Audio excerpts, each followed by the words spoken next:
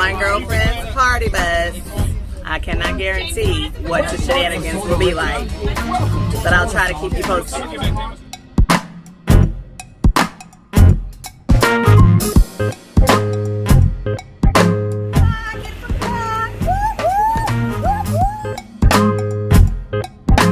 All right, I'm headed in to get my taco, my margarita.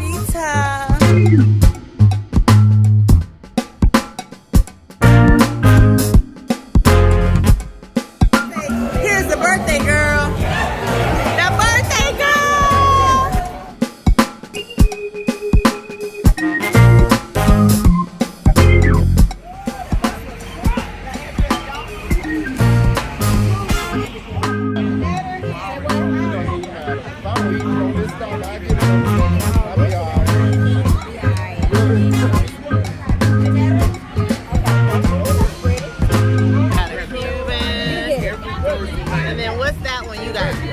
Corn and cilantro and salsa.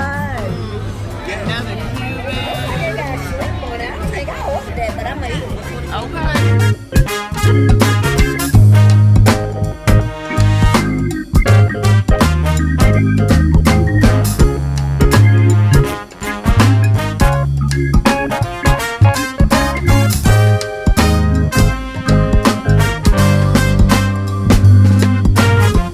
We are in Deep Ellum, Texas.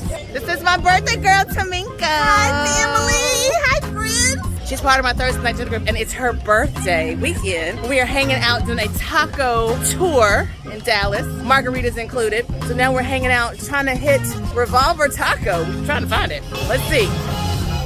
Where is it? We're going the wrong way. All right. I think we're going the wrong way. So we turned around, and we're headed back this way. Uh-oh. Hello everybody, welcome back to my channel. I am so happy to have you here today. If you are looking for that magical intersection between your personal life and your business life so that you can have a quality of life, you've come to the right place. I am all about those systems, processes, the workflow, the lifestyle, the personal style, all the things that go into your everyday life so that you can kind of marry that with your business life, put a little bit of you in your business so that you can have that amazing success that you're looking for without all the stress and overwhelm. That's what's happening over here on this channel. So let me just start off by saying, yes, I know I'm in my closet. Okay, the truth of the matter with this is my entire family is at home and they are not quiet. So I'm having to record in my closet today, but it's fitting because I'm doing something new. I don't know if you've noticed, but I have just been inspired yet again to go back to the old Andrea. My husband reminded me that I used to wear scarves all the time, and the thought came to him because he was with me when I was watching an episode of Jessie over on Cappuccinos and Consignment. So if you're not checking out her channel, definitely go over there. She is so much fun. She is your resident Francophile. That's what she calls herself. But anyway, she wears scarves, and that is kind of what drew me to her. Her style is very eclectic, and she shops vintage and consignment, and she does a lot of thrifting, which I used to do pre-children and when my girls were very young, and I got away from it, but I used to wear scarves all the time. I love accessories. I don't have to spend a ton on my clothes, but I do like handbags, shoes, scarves, jewelry, all those things. And so she kind of inspired me to throw on a scarf today just to dress up this little house dress that I'm wearing right now, and I thought it was cute. So anyway, there's that. That has nothing to do with the video today. I'm sorry I rambled on so long, but I wanted to share with you last year a good friend of mine, and I call her Aunt Taminko, and she and her husband celebrated her birthday, or their birthdays, with a taco tour. I kind of had this footage sitting around, and I was looking at it and I thought, you know, this is a perfect time to talk to you guys about like building relationships that yield profitable results. And though the taco tour is more about friendships and personal relationships, I kind of wanted to go over some things that you could do, or some areas that you could look at if you wanted to make that connection between your personal life and your business life, so that you could have a quality of life and use some of the principles that go into building lasting relationships with your friends. And so I thought you would be interested in that. If you are, give this video a big thumbs up, keep watching, and then definitely stick stick around because I do have something that I would love to give you guys that I think would be very helpful.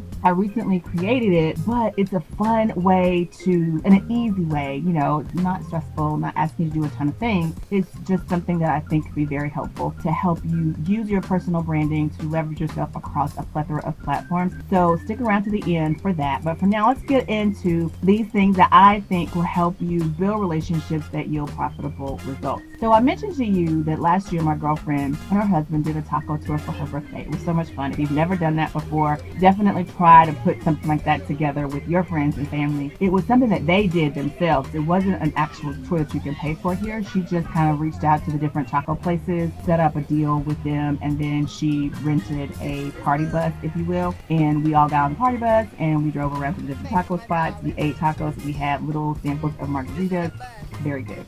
We had to pay, obviously, for our own food, but the idea was really good. I really liked it. And to tell you the truth, a lot of us on that tour knew each other, but there were some of us who had just met for the first time. And by the end of the tour, we had all become fast friends, even those of us that had only met that day. And so I think this is some of the tips and things I'm going to share with you today in this video are going to be helpful for you to build relationships that are profitable in your business. So let's look at number one. I have my notes here because, it was a taco tour, so I had to come up with the actual things, right, that I want to share with you. So I'm going to be looking down here, so don't fret. So anyway, I want you to think about it. This event was a great metaphor for digital marketing. Number one, some people may already know you, may want to get to know you, and you might want to get to know, and then some people will share you with the people they already know. So it's kind of the same thing. My girlfriend, I knew. There were people on the bus that I wanted to get to know, and there were people who got to know me and now want to share me with other people.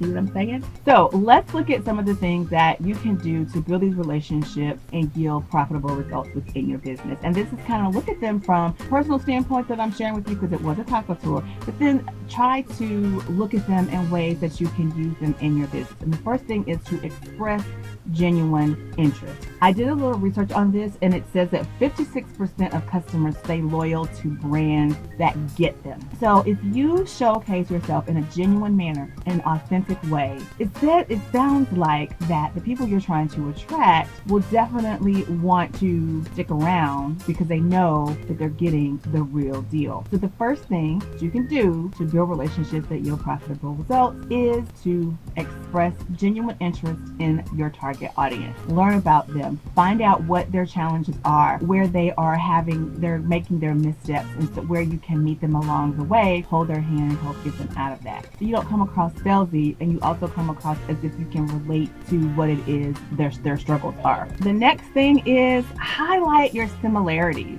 Again, I talk about your personal framework and what you can do to really show up for your audience in a way that is going to help them where they are. You're going to meet them where they are. So when you highlight your similarities, that means you're going to have to be vulnerable, be transparent with your audience. And that is so important in gaining their trust. Another statistic, I've got several statistics in here because I was doing some research because I really wanted to relate this to you. And it says 58% of companies pursue personalization on strategies for their customer retention. So you have to open yourself up and let people know that you really do understand their struggle, you relate to it, and you are there to help them solve their problem. So you want to highlight the things that make you very similar to them, but then you want to share with them the ways that you overcame your obstacle or the ways that you shared or helped someone else to overcome that obstacle. Next, I want you to engage honestly. There are a lot of people out there that do the clickbait thing or they embellish a little bit. That has always been a struggle of mine, and I think that's what's held me back. I don't want to use held me back because that sounds negative, but I feel like the organic growth has been a little bit slower for me because I refuse to embellish to the point that it's like basically a lie. I don't want to do that. So I run into struggles with giving people too much, making it seem like it's better than it actually is,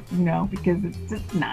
And it's always for me better to be realistic and honest with people and let them know the pros and cons and let them understand and be, just be realistic. I just think that is so important because your audience can see right through all the lies. They can see through the sales tactics. So it's just best to engage honestly. And sometimes that means a failure. But if you look at my CEO Mindset podcast, it's all about being open to failing fast. And the faster you get to the point where something's not going to work, the faster you can move on to the next thing. So just be honest honest and get all of that out of the way up front, and then you can move on to the real deal, the thing that's going to work. And so another statistics here says that 46% of consumers say that they would pay more to purchase from a brand that they can trust. So if they come off of the bat being able to trust you, then yes, the odds of them purchasing from you are higher. The odds of them referring you to others is higher, and the odds of them like really being a mouthpiece for you and helping you grow exponentially, especially on social media, is higher. The fourth thing is to get their information. Lead magnets are our friend, and everybody preaches this. You have got to be able to communicate with your audience repeatedly. You've got to be able to build relationship with them, and you can't really do that on social media because they come, they go, they might see your post, they might not. The algorithms affecting this, whether you pay to play is affecting that. If you capture their information, providing them with credible and valuable information, then you have them on an email list or inside your community where you can consistently provide them with your value. Show up for them in a way that they aren't always expecting, but is a wonderful surprise for them and makes them want to stick around in your community. So you have to get their information in order to do that. These are things that you now own. If you try to show up for them on Facebook in a Facebook group, I'm not knocking Facebook groups, but the minute Facebook decides that they don't want to have Facebook groups anymore, that group is gone. Or if you are on Twitter and you are saying something and doing something that is in the middle of the day or whatever, half of your audience may not see it just because Twitter moves so quickly. Get their information and become in true relationship with them so that you can yield those profitable results and continue to provide them with quality content that they will want to see. They want to open your emails and they want to share you with other people and they want to engage.